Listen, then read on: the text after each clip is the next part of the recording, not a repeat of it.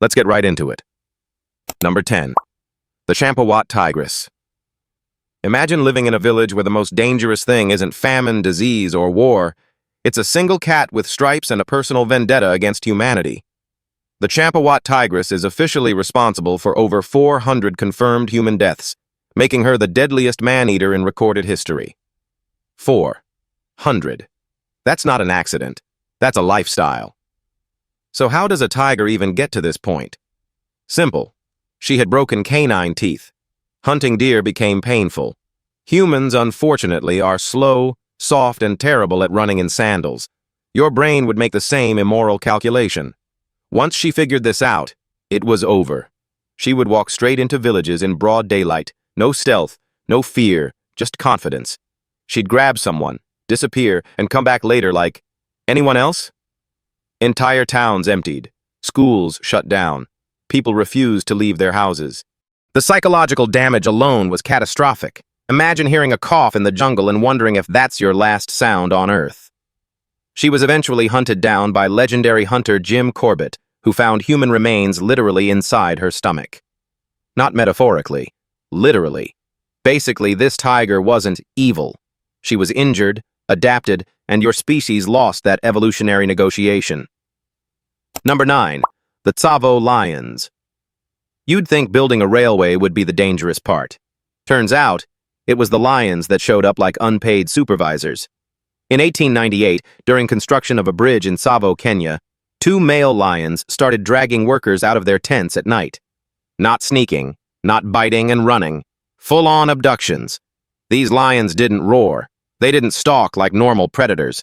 They just walked in like they owned the place. Official records say around 35 deaths. Survivor accounts suggest it could have been over 100. Either way, enough that workers quit en masse, trains stopped running, and the British Empire briefly lost a staring contest with 2 cats. What made these lions worse? They had no manes.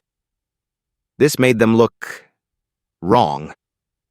People genuinely thought they were demons. Some workers believed the lions were possessed by spirits of angry chiefs, which honestly feels reasonable when something drags your coworker into the dark like it's a casual errand. Later analysis showed 1 lion had a jaw infection. Again, injury plus opportunity equals you being lunch. Your brain likes to believe predators are afraid of you. These lions missed that memo entirely. Number 8. The leopard of Panar leopards are already unsettling. Smaller than lions, quieter than tigers, and way more patient. Now give one a taste for human blood. The leopard of Panar terrorized villages in India in the early 1900s, killing at least 400 people. Yes, another one. Apparently, India was running a loyalty program for nightmare animals at the time. Unlike the tiger, this leopard specialized in stealth.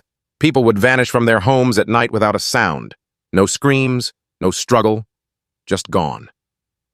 Imagine waking up and realizing someone slept next to you and is now a statistic. Leopards are excellent climbers, which meant doors didn't matter. Windows didn't matter. Your sense of security absolutely did not matter. When it was finally killed, villagers reportedly celebrated for days. Not because they were dramatic, but because they could finally sleep without mentally rehearsing their death every night. Your nervous system isn't built for that kind of sustained terror. This wasn't survival of the fittest. It was survival of the quietest sleeper. Number 7. The leopard of Rudraprayag.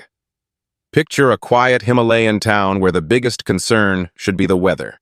Instead, it's a leopard that treats your village like an all-you-can-eat buffet.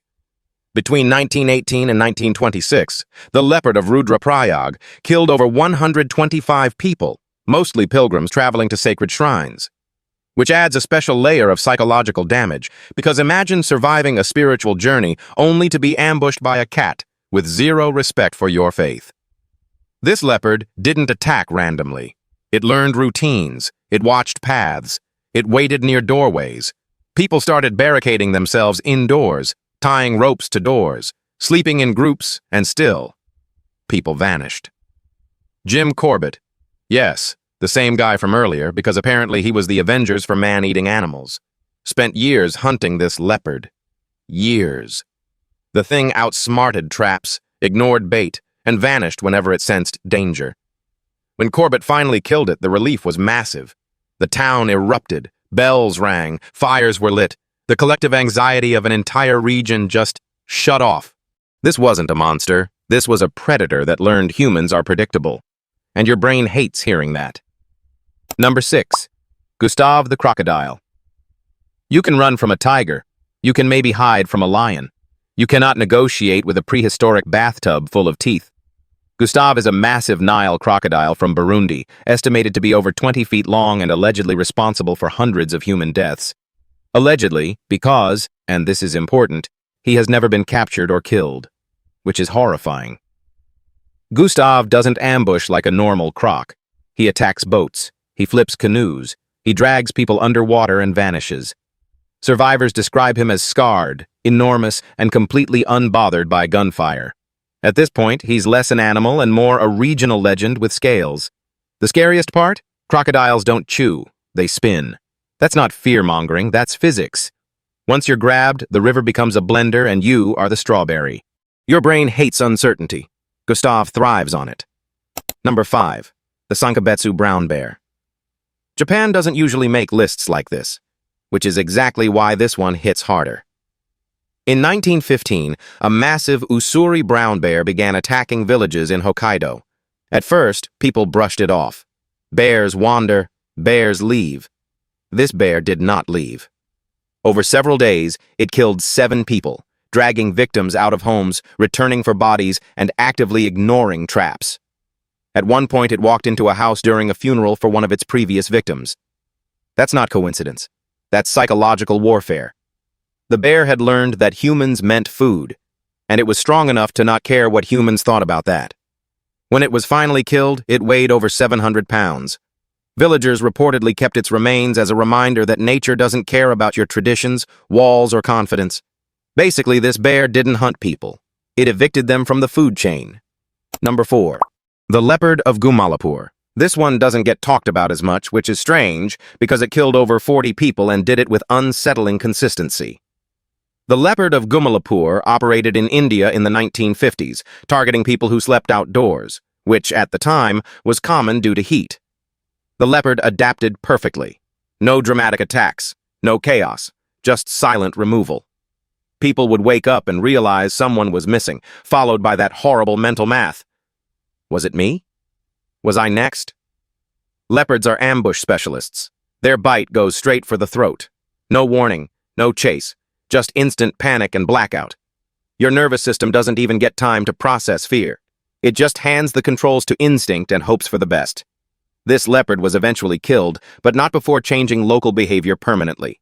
Doors locked. Sleeping arrangements changed. Fear became routine. Number 3. The Jersey Shore shark. Yes, a shark. And yes, not where you expect one. In 1916, a series of shark attacks along the New Jersey coast killed 4 people and injured another. This doesn't sound like much until you realize this happened in shallow water, near shore, in places people absolutely did not believe sharks existed. This wasn't about body count. This was about cultural impact. People stopped swimming.